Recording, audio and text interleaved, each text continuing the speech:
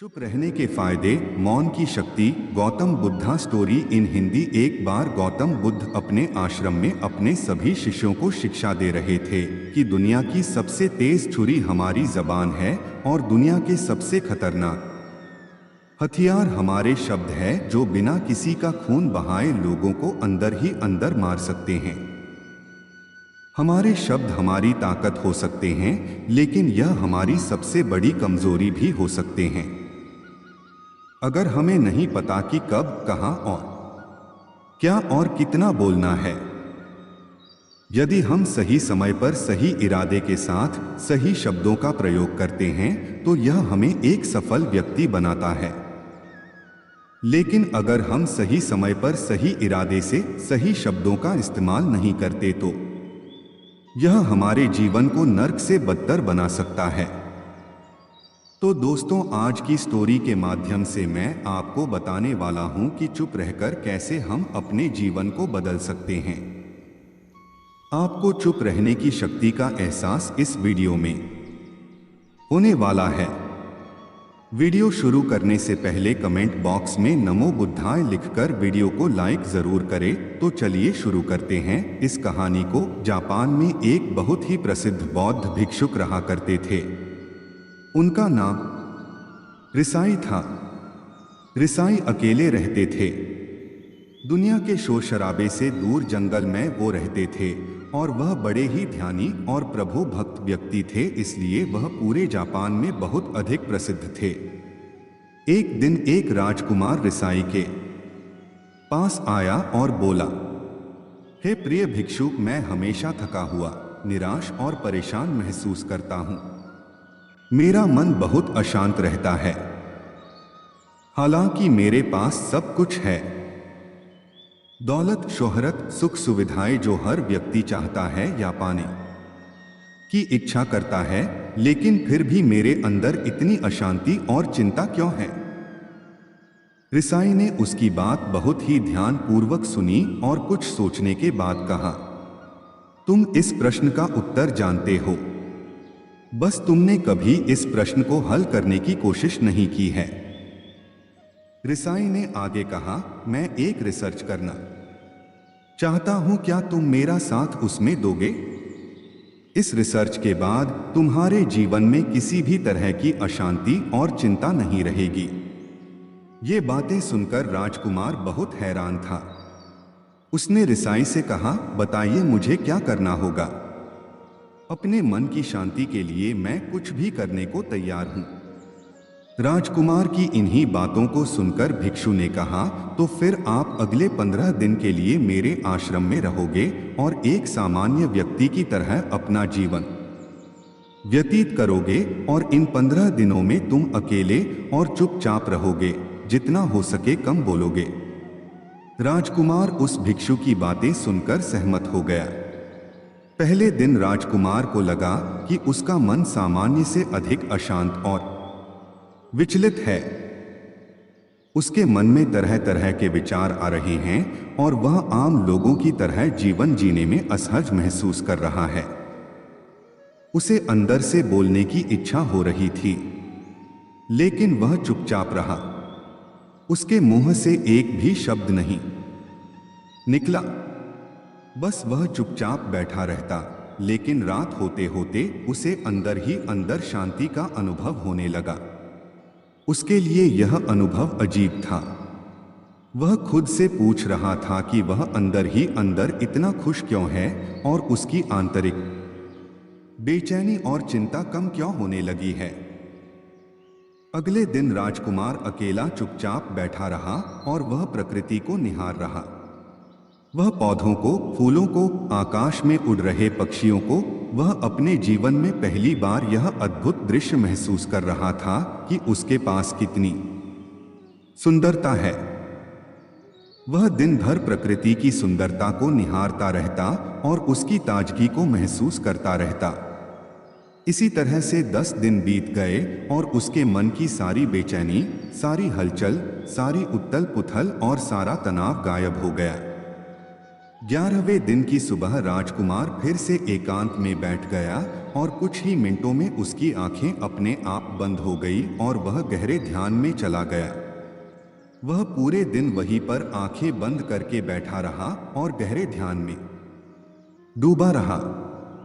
ना कोई शब्द, ना कोई चिंता। राजकुमार भीतर से असीम शांति और आनंद से भर गया। राजकुमार अपने बाकी के 4 दिन इसी तरह गहरे ध्यान में व्यतीत करने के बाद 15 दिन बाद रिसाई के सामने प्रस्तुत हुआ और रिसाई को प्रणाम करके बोला, प्रिय भिक्षु, मुझे उत्तर मिल गया कि मेरे मन में इतनी उथल पुथल और चिंता क्यों थी। मैं जान गया कि मेरा मन इतना अशांत और विचलित क्यों था।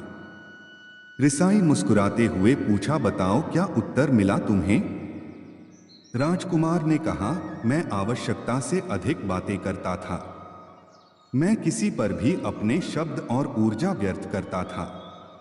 मैं दिन भर अपने लोगों से फालतू की बातें करता रहता और फिर उन्हीं के बारे में अकेले में सोचता रहता और ज्यादातर समय नकारात्मक ही सोचता रहता। इस तरह मैं बस अपना समय बर्बाद कर रहा था। ज्यादा बोलने और नकारात्मक सोचने की वजह से मेरा मन अशांत और बेचैन हो गया था और इसी वजह से मैं किसी भी काम को ठीक से नहीं कर पा रहा था, जिसकी वजह से मैं हर काम में असफल होने लगा और फिर इन्हीं लगातार मिलने वाली असफलताओं की वजह से ही मैं और भी उदास और चिड़चिड़ा हो गया। इन्हीं सभी चीजों की वजह से मेरा जीवन नष्ट हो रहा था। लेकिन यहाँ पर बिताए हुए 15 दिन मेरे लिए पूरी तरह से अलग थे। मुझे कुछ अलग ही एहसास यहाँ पर हो रहा था। अब मुझे ऐसा लग रहा है मैं अपना जीवन पूरी तरह से जी रहा हूँ, लेकिन इससे पहले मैं अपना जीवन गलत तरीके से जी रहा था और मैंने यह भी सीखा कि हमें सिर्फ ध्यान करने की जरूरत नहीं है। ध्यान अपने आप होता है जब हम इस शांत और मौन होते हैं। ध्यान के पिछले कुछ दिनों के दौरान मैंने जो पहली चीज सीखी वह यह है कि मनुष्य के जीवन के सबसे महत्वपूर्ण घटना स्वयं को जानना है। यह सुनकर रिसाई ने कहा, सिर्फ तुम ही नहीं, दुनिया में ज्यादातर लोग जरूरत से ज्यादा बोलते हैं। आज भी लोग ज्यादातर समय केवल एक दूसरे को नीचा दिखाने के लिए ही बोलते हैं। कुछ लोग ना चाहते हुए भी बातें करते हैं और अपना जीवन बर्बाद कर लेते हैं। रिसाई ने राजकुमार को चुप रहने का महत्व समझाते हुए कहा, एक बार गौतम बुद्ध से उनके शिष्यों ने पूछा, प्रिय बुद्ध, आप ज्यादातर समय चुप क्यों रहते हैं?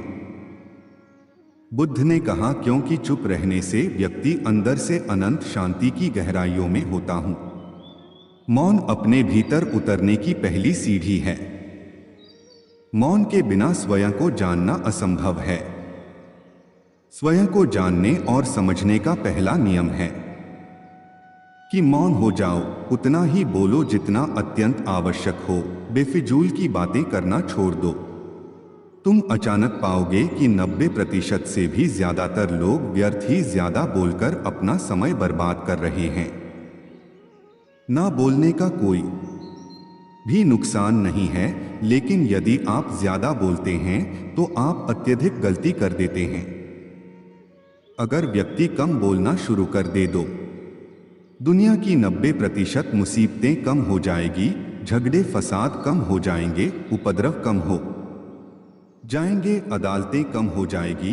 अगर लोग थोड़ा चुप रहना सीख लिए, संसार की बहुत सारी समस्याएं हैं, बहुत सारा उपद्रव सिर्फ बोलने से पैदा होते हैं। सारी बात मौन सीखने की है। जब तुम नहीं बोलते तब तुम एकांत में अकेले हो गए, भरे बाजार में भीड़ में खड़े हो नहीं बोलते, हिमालय के शिखर में पहुंच गए। जिसने मौन की कला जान ली वो भीड़ में भी अकेले होने की कला जान लेता है। वो अपने भीतर ही डुबकी लगाने लगता है। एकांत में तो आदमी स्वर्ग में है, दूसरे की उपस्थिति ही बेचैनी पैदा करती है। पहले तुम्हें चुप रहने की शक्ति को धारण करना होगा। इससे तुम अधिकतर ऊर्जा को बचा लोगे और फिर इस स्थिति में पहुंच जाओगे कि तुम कम बोलने लगोगे। अगर तुम किसी के यहाँ पर जा रहे हो और परेशान हो जाओ तो ऐसे में उचित है कि आंखें बंद कर लो और अपने में खो जाओ। वहां से आपको ताजगी महसूस होगी, क्योंकि तुम्हारे अंदर ही जीवन का वो स्रोत छिपा हुआ है, वह किसी दूसरे में नहीं है। इसके बाद राजकुमार उस रिसाई से पूछते हैं, आखिर कौन हमें अपने अंदर तक लेकर जाएगा?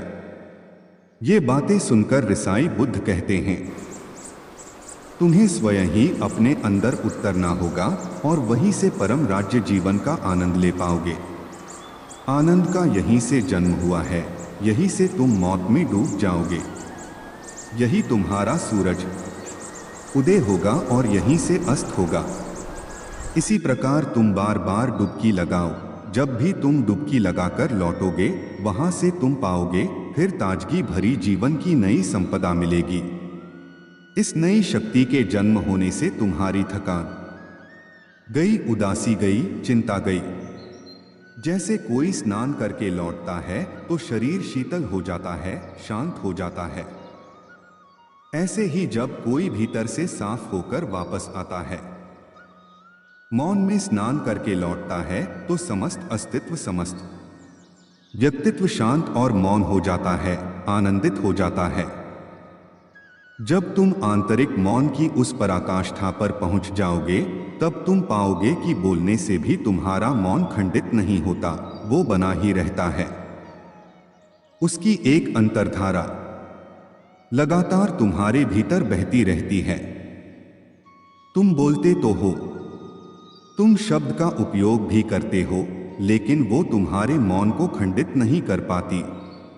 एक बार गहरे मौन में स्थिर हो जाओ, फिर तुम्हारी वाणी में भी मिठास आ जाएगी। तुम्हारा बोलना संगीत पूर्ण होगा, तुम्हारा बोलना सत्य होगा। तुम बोलोगे तो दूसरों पर भी शीतलता छा जाएगी। जैसे ही तुम अंदर से चुप होते हो, तुम इतने शक्तिशाली होने लगते हो कि समाज की निर्भरता तुम छोड़ने लगते हो और तुम्हारे जीवन में एक मस्ती आती है जो केवल दीवानों के जीवन में होती है। तुम्हारे चेहरे पर एक नई रौनक आ जाती है। तुम्हारी आंखें किसी अमृत के समान हो जाती है और तुम अनंत शांति के समुद्र में डूबने लगते हो। इतना कहकर भिक्षु रिझाई ने अपनी बात खत्म की और वो मौन में चले गए। राजकुमार उनका धन्यवाद कर कर अपने महल में चला गया। दोस्तों, आपने भी अनुभव किया होगा कि बहुत ज्यादा बात करने से दिमाग अशांत हो जाता है, जिससे हम अपने दिमाग पर नियंत्रण खो देते हैं और साथ ही अपना ध्यान भी खो देते हैं। जो लोग बहुत ज्यादा बोलते हैं, उनके पास किसी एक काम पर ध्यान केंद्रित करने की काबिलियत नहीं होती। वो अपने किसी भी लक्ष्य पर पूरी तरह से केंद्रित नहीं कर पाते। अगर हमारा दिमाग एक जगह केंद्रित नहीं है, तो हम जीवन की सच्चाई नहीं समझ पाते और ना ही मनचाही सफलता कभी हासिल कर पाएंगे। इसके अलावा भी आपने देखा होगा कि जो लोग अधिक बोलते हैं, वो अक्सर लोगों के बीच हंसी का पात्र बन जाते हैं, और जो लोग कम बोलते हैं और अपनी बात पर कायम रहते हैं, उन्हें लोगों से सम्मान मिलता है। लोग उनकी बातों को सुनते हैं और उन पर भरोसा भी करते हैं। जो लोग जरूरत से अधिक बोलते हैं और अपने विचारों के बारे में पक्के नहीं होते, उनका दिमाग स्थिर और विचलित रहता है, शोर से भरा रहता है, और एक अशांत दिमाग वाला व्यक्ति जीवन में किसी भी चीज में सफल नहीं हो पाता, क्योंकि वह किसी भी काम में फोकस नहीं कर पाता। यदि किसी व्यक्ति को यह पता है कि उसे कब, कहां और क्या बोलना है, तो वह व्यक्ति सच में बहुत बुद्धिमान है, और ऐसा व्यक्ति जहां भी जाता है, उसका व्यक्तित्व आकर्षण का केंद्र बन जाता है, और वह जो कुछ भी करता है उसमें सफल अवश्य होता है। अगर हम किसी महान और सफल व्यक्ति के व्यक्तित्व को गहराई से देखें तो पाएंगे कि वो कम बोलते हैं और कम से कम शब्दों में अपनी बात खत्म कर देते हैं। वो बोलने से पहले वो चीज़ों और जिसके बारे में उसे बोलना है उनके बारे में गहराई से सोचते हैं। लेकिन जो लोग बहुत ज्यादा बोलते हैं, बहुत बार वो झूठ भी बोलते हैं और अपनी बातों से दूसरों के मन और विचारों पर कचरा डालते रहते हैं। वह ज्यादातर समय दूसरों की बुराई करते रहते हैं, इसलिए उनके अपने भी उनसे नफरत करने लगते हैं और उनसे बचने की कोशिश करते हैं। हमारे भारतीय उपनिषदों में कहा गया है कि हमारे शब्द वास्तविक ब्रह्म शक्ति हैं। मौन से धैर्य आता है, धैर्य से ध्यान और ध्यान से हम अपने जीवन के बारे में जागरूक हो जाते हैं। इसलिए अगर हम ज्यादा बात करते हैं तो हम मौन को खो देते हैं, जो मन की शांति का पहला स्तंभ है। दोस्तों, आज से हम भी चुप रहने का अभ्यास अवश्य करेंगे। आज से हम भी वही बोलेंगे जो जरूरी है और हम कोशिश करेंगे कि कम से कम शब्दों में अपनी बात खत्म करें और हो सके तो कोशिश करेंगे कि रोज कम से कम 30 मिनट एकांत में चुपचाप बैठेंगे और मुझे पूरा विश्वास है कि इससे हम सबके अंदर एक सकारात्मक बदलाव जरूर आएगा। इसी के साथ इस वीडियो को खत्म करते हैं। दोस्तों, उम्मीद करता हूं आपको इस कहानी से एक अच्छी सीख मिली होगी। यह कहानी आपको कैसी लगी हमें कमेंट बॉक्स में कमेंट करके ज़रूर बताएं और साथ ही इस कहानी को अपने दोस्तों के साथ ज़रूर शेयर करें ताकि उन्हें भी इस कहानी से कुछ सीखने को मिल सके। धन्यवाद।